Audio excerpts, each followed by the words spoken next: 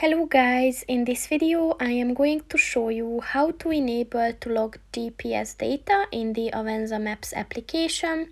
But first I just want to mention, don't forget to subscribe to my channel, because at 10,000 subscribers I am going to show you my whole YouTube revenue statistics and growth strategy, as well as how to make money online. Let's jump into it. First of all, open the application on your phone. And then click on the settings button at the bottom of the page on the right. And then scroll down, and at the settings section, click on the general button. And then click on the debug settings button. And at the GPS logging section, look for the log GPS data button.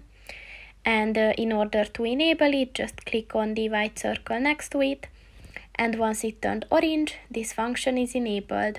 So that's pretty much it for this video, guys. See you in the next one. Goodbye.